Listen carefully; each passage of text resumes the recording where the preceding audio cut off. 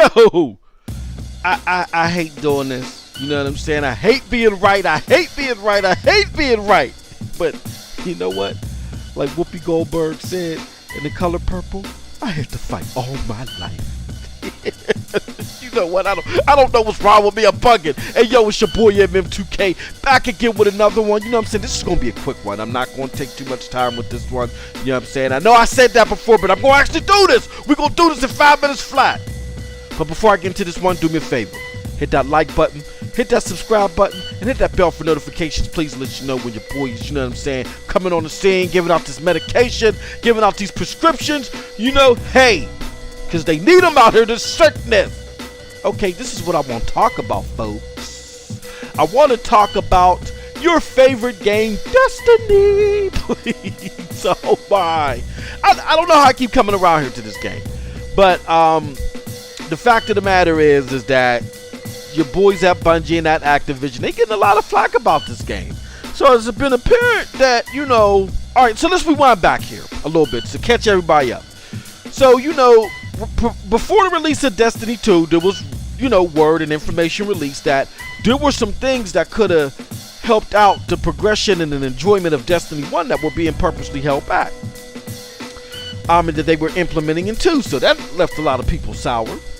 Then the beta of Destiny 2 comes out and it feels more like Destiny 1.5. So that left a little bit more people sour. Then you had the whole HDR thing where it was like, you know, Activision was being real grimy and they weren't letting you know what was going on the Xbox console, but they were letting people know what was going on the PlayStation console. And even though we all knew in our heart of hearts that they would have to release some enhancements, just the simple fact that you couldn't even acknowledge your consumer base, people that you're asking to pay $60 to $100, $150 for this game, that you couldn't even acknowledge them and say, hey, the simple mechanics will be available for the game. So that left a lot of people sour, and that was the final straw for your boy. I wasn't picking up the title. I canceled my order. Then we had the fact that the grind was over in a month and a half in Destiny 2. It got so bad that they went from 3.5 max concurrent users to 1.5 million max concurrent users.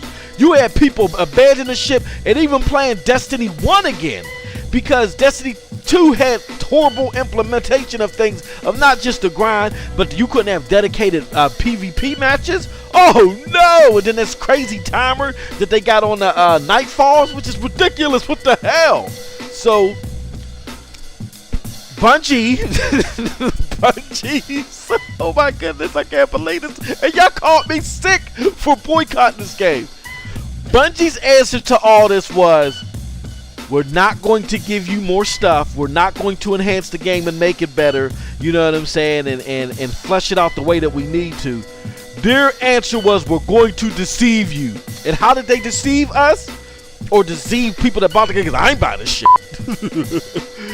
They deceived people that bought this game by lying to them when they were getting the XP. So the amount of XP that they thought they were getting that was helping them progress, it was actually lower behind the scenes. So this is what I want. I'm going to read the article for you that it involves this, because what ended up happening was, because they did that shady stuff, they were going to release, and they needed to release this big time. They were going to release a stream for their upcoming DLC in December. You know what I'm saying? That was coming out simultaneously with the HDR patches and stuff like that. And that had to be canceled because of this debacle. So here, let me read this to y'all. This is courtesy of your boys at Polygon. It's titled, Bungie cancels Destiny 2 live stream as tensions with community rise. Alright, so Bungie will not hold tomorrow's planned reveal live stream for Destiny 2's Curse of Osiris expansion, the studio announced. Instead, said Bungie will publish a blog post with higher priority information. No, that ain't damage control. So why did they have to do that? Well, Destiny 2's player base is having something of a crisis of confidence in Bungie at the moment. Although the studio presumably hopes to revive interest with the game with the Curse of Osiris, which has been scheduled to launch December 5th, 1 week from the time of this writing, many of the most hardcore Guardians have been stewing for weeks about what they see as Destiny 2's fundamental problems. Just look at the angry threads, they say. All right, let's look further. But relations between Bungie and the community were stretched to the breaking point by the recent discovery that Destiny 2 was misleading players about the amount of experience points they were earning, a tactic that many people interpreted as yet another way the game subtly pushes players to spend money on microtransactions. Oh! Yeah, that dreaded word, microtransactions. And this kind of thing produces two sentiments that no one ever likes. Feeling that you've been lied to and that your time has been wasted. So, there you go, people. They had to cancel the live stream because they really needed this to get their... Look, the game has not grown. It has not grown to its potential like they wanted it to. You know what I'm saying? Yeah, I'm not going to say that 1.5 million or even 2.5 million, what is hovering around nowadays, isn't concurrent users. And how there's a lot of games that would wish to have that. Lawbreakers. But with that being said, this game's player base is really not growing. They're scattering and going back to the old game. No! Who does that? So, therefore... Here's the game is a problem. Don't let anybody tell you that everything's okay with Destiny 2 and they got it fixed. That is a lie. So if you were a holdout before, I would say still be a holdout now. And I don't want to hear the crap about the devs, support the devs, because these devs laid in bed with the devil, which is Activision. I know EA does a lot of fuddy-duddy stuff, but the microscope is always on EA. Y'all let Activision slide because everybody plays at D-Rides and Wood Buffs Call of Duty, and that's not fair because Bobby Kotick and the Sleaze Coat Factory, they're horrible, alright? With that being said, I feel sorry for Bungie, not because they're the ones that decided to lay in the bed with them. I understand the cash was thrown in them, that's what they needed, but you really got to think about this. You got to think about the ramifications of your decisions. One phrase that I've always lived by that my grandma used to tell me is that decisions have consequences, okay? So I don't feel sorry for Bungie. It is what it is. And they knew what they was getting into, and they took the devil's money, and now they burn it in hell. Okay? So, again, I asked a few weeks ago when I did my last Destiny thing.